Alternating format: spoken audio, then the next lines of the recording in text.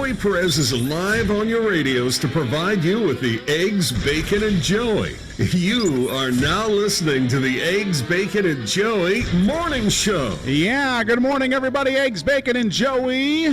Thank you for joining us, whether you're watching us on channel 32.3 The Loop, or you could be watching us at jlivent.com. Yes, on your mobile device. Anywhere in the world. jlivent.com. That's jlivent.com. And folks, I want to thank you all for joining us this morning. We have had a very busy show, but it is time to introduce my first guest this morning. Come on in, my man. How's it going, brother? Getting a little closer right over here to me. There we go. Let's get this mic situated here for you. You don't want to talk close into that mic, okay?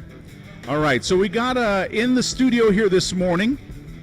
His name is Ricardo Vasquez. I'm going to turn your mic on. That's what I should do. My bad. There you go. How you doing this morning, man? Good, brother. And yourself? I'm doing all right. This is our second week of TV here at the Eggs, Bacon, and Joey Morning Show, so we're kind of, really excited to have you, man. Thank you. Excited to be here. First off, I got to tell you, I got to give you props because you were with us at 559 Fights. Sir. I got to Yes, give you sir. props for Thank that. you so much. You guys had me there, But man. tell us about your journey from starting through 559 Fights all the way to Bellator. What got you into doing MMA, man? Just started out, man. When I actually asked for it when I was 16. 16 years old. I wanted to train. All I wanted for my birthday. So that's how it started out. Ever since then, I've just been on training. You know, I got on with you guys. 559 Fights. Started out my career. Had a few amateur fights. Didn't really go my way. Just kept working for it. And like you said, I recently had some fights with you guys, and I went undefeated on about 2-3 fights with you guys, and it's just been ever since then. It's just been going off. Was there someone that specifically motivated you to be a part of MMA? Man, if I could say, it's just be like my father. Okay. Just the hard work ethic that he has in himself. Ever since I was younger, seeing him get up early, 4 or 5 in the morning, early, go to work every day. Kind of just motivates me and pushes me, When I'm training, I'm like, I get tired, I don't want to do it no more. I'm like, you know what, he never complained about it. Why am I going to complain about it? This is really what I want to do. Why am I going to complain about it? Get up and do the work. What was it like for you coming from, obviously Central California? Where exactly are you from? From here. From Hanford? Yeah. Oh, wow. Okay, Okay, so directly from Hanford. Yes, sir. So coming from a small town like Hanford, what was it like for you when you finally got the opportunity to be on the big stage, Bellator, MMA? It was crazy, man. That's something I never thought I'd experience in my life. It was a huge thing, going from just seeing a smaller crowd to seeing a big crowd, all those huge lights. It was just because it was in San Jose, right? Yes, sir. It was. Wow. It was one of their biggest shows too. They had their MMA cage, they had their kickboxing cage, so the arena was packed, man. It was huge. It was. I'd never been around that many people just in one room. And do you get the feeling of man, here I am, Bellator MMA, this is my big shot. Are you thinking in your head I don't want to fail? Or is it, are you thinking in your head, man, I don't care if I win or not, I'm here at Bellator MMA? Man, I was just so excited to be there, but I also did want to get the win, for sure. Gotcha. Just everything I trained for, it was just there. It looks crazy because at the moment, I remember turning around, once I was in the cage, I remember turning around, seeing all the lights, and I was like, man, this is really what, this is probably what I meant to be to do. Wow. And just here, and I got the opportunity, it was great. So you had that moment. Yeah. That moment where you're like, you know what, all this hard work, everything that I've gone through, everything was meant to happen. Yeah, because this is where I'm supposed to be. Yeah, it was it was meant to happen, I didn't feel nervous.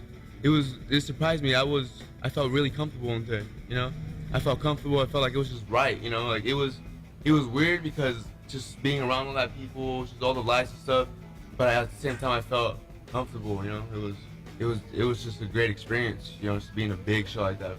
Now, as the fight starts, they announce your name, they announce the other guy's name.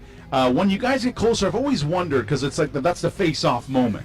I've always wondered, what are you thinking at that time? Are you kind of checking him out and going, man, I didn't know this guy looked this way? Because you'd obviously, you saw him at weigh-ins, But now you're in like the fight mode. So when you're looking at him face to face, what's going through your mind right there while the referee's giving you the instructions? It's like, what's about to happen? You know, he's about to touch me. It's what's gonna go? Like, you can't help but think how the fight's gonna go. You know? Yeah. You gotta hope it goes your way. But it was just like I saw him. You know, I saw him, like you said, I saw him at weigh-ins. But it's just when I saw my fight, it was like, you know, it's go time. You know, I saw him. So do you come up with your first move in that face-off moment? Like, do you know, like, all right, once they say, you know, once they pull us apart, it's time to go, they ring the bell, do you come up with your first moment, like, this is what I'm about to do? I think of it. I try to think of it, but it never goes the way it always goes. Just I think it's just second nature. Whatever comes out, you know, whatever happens, and then I should start working from there. You know. Tell us about this fight, because it's obviously your biggest fight to date. Yeah. Tell us about it. Recap for those of viewers that are tuning in right now on Channel 32.3 The Loop, and those that are listening on radio, 92.5 FM, that didn't get a chance to see you, or that are just learning about MMA. Tell us about this fight and what actually happened. So he came in, and you know, we had a little exchange. He shot in. I sprawled. I caught him in his shot.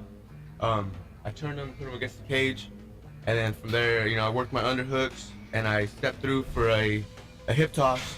I got him down and started working from there. You know, I started working my basic guillotine. It failed.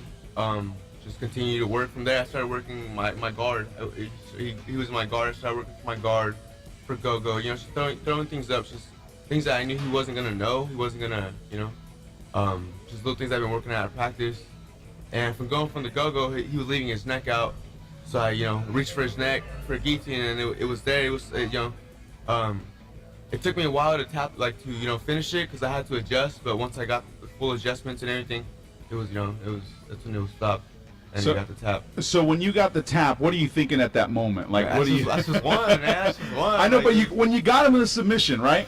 Are you thinking, man, come on, tap, bro, you gotta tap? Yeah, I was like, because the first one was like, man, it's slipping. But like trying to adjust, you know, it's like, I'm like, man, okay, first didn't fail, the second one's not gonna fail, and it's just like when I got it, it was like, you know. So he taps, right? Uh-huh. Referee calls it. Now, what are you thinking in your mind? It's just, I don't know, it was just crazy, you know. It's just like, wow, I just won for Bellator. Like, I was going crazy, you know, like, yeah. It was a trip, man. Do you kind of like, I don't know, like, I've always talked to people, you know, I've met a lot of, you know, celebrities and people that have come from small towns that have made it to the big time. You know what I mean? Like, I just had a recent interview about a couple months ago with Tyler Henry, the Hollywood media. Oh, okay. He's right here from Hanford, and he's doing big things. Yeah. You know, so Good I to always see that. ask him, you know, do you think of your small town? Do you think of, like, your family, your friends that you know from a small town when all these accomplishments are happening? Like, did you have a time to reflect after your win in Bellator? My family, just my friends. Like, you know, I've always been a humble person. I try to be as humble as I can. I'll never forget anybody that I'm, you know, back home, my small town. You know, I'll always be from here, and I'll never be, you know. So, who was like the first person that like you hugged after the win? Like, who did you go to first? Man, I don't even remember. I was just hugging left and right. I probably said my coaches, you know, Crew Farron and Joe, and Poppies Martinez. I had them in my corners. They all, you know, ran in, gave me a hug, you know. But yeah, they were the first ones. So. That's so cool, man. Yeah, well, you know what? I want to congratulate you so much, on that win. And have you had a chance to talk to the guys at Bellator? I mean, have they said no, not yet. What's going on, the future? Or? I haven't talked to them. I heard some words in the air, you know. It might be another fight, but it's not for sure yet. So I gotta get into all that, figure it all out, what's gonna happen. And yeah, just get back to everybody. What would you like, realistically? What would you like as far as them asking you for another fight? I mean, what are you looking for next? Just another fight, you know, just another fight, another opportunity to get my name out there. You know, I got an opportunity on a huge show. I would love to be back on their show. Okay. Just like I said, I took a W from them, and it was. I would love to be back on their show to get called up, but if not, just whatever good opportunity could come, you know. Now, it's in regards to professional fights, you had actually had more pro fights, though, right? Yeah. And where were you fighting at before? I was fighting at 135s and 145s. Okay, all right. The beginning of my career was at 35s, and then I moved up to 45s. But now that I'm getting my weight together, just everything together, you know, everything's trying to put itself together. I'm trying to make 35s easy again. What were the organizations that you had fought for professionally before Bellator? before Bellator. Yeah. That was my first professional. Oh, this was your first pro. Yeah, that was my first. So pro you fight. went straight from the amateur level to Bellator. to Bellator. Yeah. Wow. Yeah, it was just opportunity came up, and I had to take it.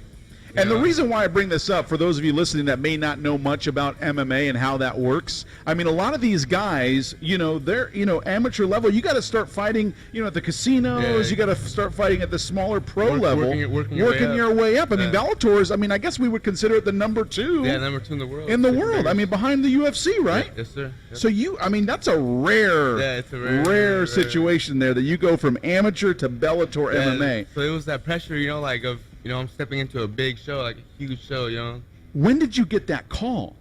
And And how did that all come about? That's what I forgot to ask my coaches just, I want to say maybe 3 weeks prior to it. Okay. They had someone had gotten from Bellator had gotten in contact with my coach, and mentioned to him, we're looking for a 35er. We know your gym has fighters, because our gym's packed with fighters. Gotcha. Okay. He asked around. He asked me if I wanted to do it. Like I had just came off a win, and she's looking for another fight, and he offered to me, and I was like, it took me a little bit to think about. I wanted to think about it because it's going from amateur to pro, but it was time to do it. It was opportunity. It was a great opportunity. I had to do it. It was now or never. So yeah, they hit up my coaches and they gave me. They let me know about it, gave me word, and yeah, it took. You mentioned something about your gym. Mm-hmm. Where's your gym located? It's Visalia, California. We're at One Kick's gym. Okay. Yeah, and also Central Valley Combat Academy. That's where I do my jiu-jitsu, and then I'll do my striking at One Kick. So basically, when you say a coach comes in and he's looking for a fighter for an upcoming fight, I mean, there's just a bunch of fighters that are the caliber like yours that could potentially make it to the pro. Right? Yeah. Wow. That could potentially make it. I think they will. Because most fighters in our gym, I'll guarantee they're a lot higher caliber fighters than me, and I'm still learning from all of them. So how has life changed for you just in these past couple of days? Where do you feel has been the biggest change for you? It's just, I don't know, this is going so crazy. It's all surreal still, I just don't know what I think. I'm just going with the flow right now. So you don't feel any different about yourself? Like you're not starting to get a little, like, oh man, like, people are starting to know me. Yeah, people are starting to know me, it's just building more confidence as a fighter, building more confidence, believing in myself a lot more. And it's just, people come and know me more, talk to me more, getting more. Like, did you see the followers start to increase? No. Yeah. Well, man, hey, I wish you the best on your success. Thank you so much, and hopefully, after another more W's that you get, man, maybe a title in the future. Yeah, hopefully, and don't forget about us, man. No, come back on the show. Definitely. I'd like to see you come back, and I'd like to see a belt right here on the shoulder, man. That'd be awesome. Once I do, hopefully you guys get me back on the show.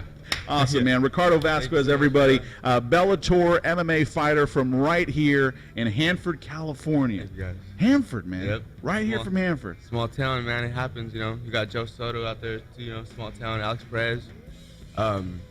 It's just, I was just throwing it in there, but I had one of my coaches told me, if they could do it from being a small town, you could do it, Why can't you?